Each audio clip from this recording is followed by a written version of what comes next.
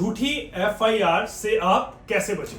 नमस्कार दोस्तों, आज की वीडियो में हम बात करने वाले हैं अगर आप पे या आपके किसी जानने वाले पे झूठी एफआईआर हो जाए तो उससे आप अपने आप को कैसे बचा सकते हैं। बहुत इंपॉर्टेंट वीडियो होने वाली है और अगर आपके साथ अभी ये चीज नहीं हुई है तो हो सकता है फ्यूचर में आपके साथ ऐसी कुछ चीजें हो जाएं। एंड तक वीडियो देखिएगा और जिसके साथ ऐसी घटनाएं हो रही हैं उनके साथ आप ये वीडियो शेयर भी कर सकते हैं। तो सबसे पहले हम बात करते हैं एफआईआर होती क्या है। एफआईआर का पूरा नाम है फर्स्ट इंफॉर्मेशन रिपोर्ट, मतलब पहली वो जानकारी जो पुलिस को मिली गई है किस चीज के बारे में, किसी क्राइम के बारे में। कुछ क्राइम हुआ है उसके बेस पे एक रिपोर्ट बनी है और ये रिपोर्ट ऐसी है जहां से एक्चुअल में केस शुरू होता है। तो ये बहुत इंपॉर्टेंट एक डॉक्यूमेंट माना जाता है किसी भी क्रिमिनल प्रोसीडिंग के अंदर, खास करके। तो इसलिए अगर एफआईआर आपके अगेंस्ट हो गई है तो ये मान के चलिए कि अब आपके खिलाफ कुछ एक्शन होने वाले हैं। अब बात करते हैं झूठी एफआईआर की। झूठी एफआईआर का मतलब क्या है कि किसी ने अपनी दुश्मनी निकालने के लिए या जेलसी निकालने के लिए किसी भी रीजन से आपके अगेंस्ट एक झूठी कंप्लेंट कर दी और उसके बेस पे एफआईआर भी हो गई। अब इसको हम क्या बोलेंगे, ये सारी की सारी जो एफआईआर है ये झूठी है, बट हो तो चुकी है, एफआईआर आपके अगेंस्ट आ चुकी है। अब आप इससे कैसे बच सकते हैं। अगर आपके खिलाफ एफआईआर हो गई तो सबसे पहले तो आप घबराएं ना। सबसे पहले होता क्या है, जैसे ही एफआईआर का नाम आता है, पुलिस का नाम आता है, 90% लोग जो लीगल फील्ड से नहीं होते हैं या पुलिस फील्ड से नहीं होते हैं वो लोग डर जाते हैं, वो घबरा जाते हैं और इसी चीज का फायदा हमेशा दूसरी पार्टी लेती है। तो सबसे पहले आपने घबराना नहीं है। उसके बाद आपने इमीडिएटली क्या करना है, आपने एक अच्छे वकील जो क्रिमिनल ऑफेंसेस को हैंडल करता है उससे कंसल्ट करना है। चाहे आपके जानने वाले हैं तो भी ठीक है, नहीं तो आप उनको अप्रोच करिए और आप उनको बताइए कि मेरे खिलाफ झूठी एफआईआर हो गई है, अब मैं इससे कैसे बच सकता हूं। तो वो आपको सारे लीगल फंडे बता सकते हैं, क्योंकि आप जितना मर्जी कोशिश करिए एक वकील आपको अच्छी राय दे सकता है अगर वो अच्छा वकील है। इसके साथ में आप क्या कर सकते हैं, आप पुलिस स्टेशन भी जा सकते हैं। अब पुलिस स्टेशन जाने का मतलब क्या है कि आपके खिलाफ जो एफआईआर हुई है वो क्या होनी चाहिए, वो कॉग्निजेबल नहीं होनी चाहिए, मतलब वो ऐसी कंप्लेंट नहीं होनी चाहिए जिसमें आपकी सीधे ही गिरफ्तारी है। उस केस में आपके क्या राइट्स हैं, आप जाके एफआईआर की कॉपी ले सकते हैं। आप जाइए पुलिस स्टेशन, पुलिस आपको नहीं रोक सकती है एफआईआर की कॉपी लेने से। जब आप कॉपी लोगे तो आप उसको पढ़िएगा, आपको ऑफेंस समझ आएंगे कि आपके खिलाफ कौन सी धाराएं लगी हैं। इससे आपको आसान हो जाएगा उसको रिप्लाई करना।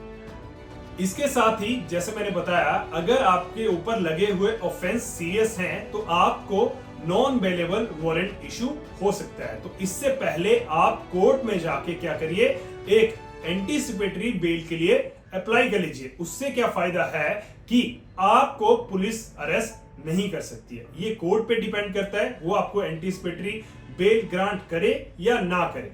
अगेन डिपेंड करेगा आपके खिलाफ कौन से ऑफेंस लगाए गए हैं।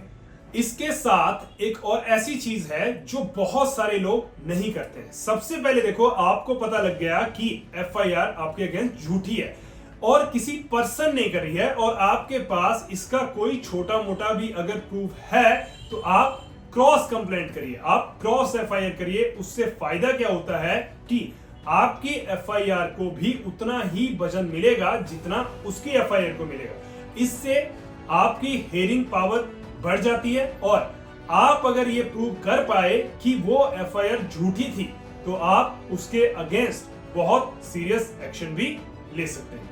इसके साथ एक और चीज है, अब आपके मन में बात आएगी कि हम पुलिस वालों के पास ही जा रहे हैं, हो सकता है पुलिस ही उसमें इन्वॉल्व हो झूठी एफआईआर में। तो यहाँ पे आप क्या करें, देखो पुलिस में एक आदमी मिला हो सकता है, 2 हो सकते हैं, 10 हो सकते हैं, पूरा डिपार्टमेंट कभी भी मिला नहीं हो सकता है। एक आदमी भी अगर आपको ऐसा मिल गया जो आपकी बात सुनने को तैयार है तो आप उससे अप्रोच कर सकते हैं। और स्पेशली इसमें सबसे बड़ा एज होता है हायर अथॉरिटी को अप्रोच करना।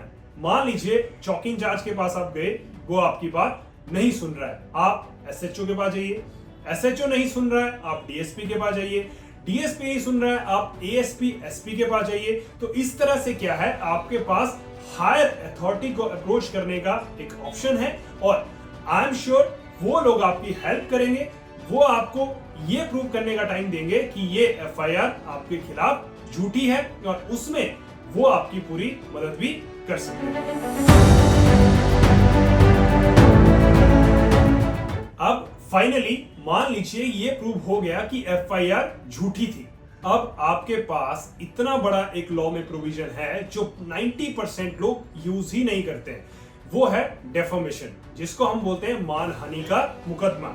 ये आप चला सकते हैं उस व्यक्ति के खिलाफ या वो ग्रुप ऑफ पर्सन है उनके खिलाफ कि उनकी वजह से या ये झूठी एफआईआर की वजह से आपका इमेज, रेपुटेशन, बिजनेस या किसी भी चीज में लॉस हुआ है, तो उसकी रिकवरी का आप सारे का सारा केस डाल सकते हैं उस पार्टी पे। और इस प्रक्रिया को हम बोलेंगे डेफेमेशन और मानहानि का मुकदमा।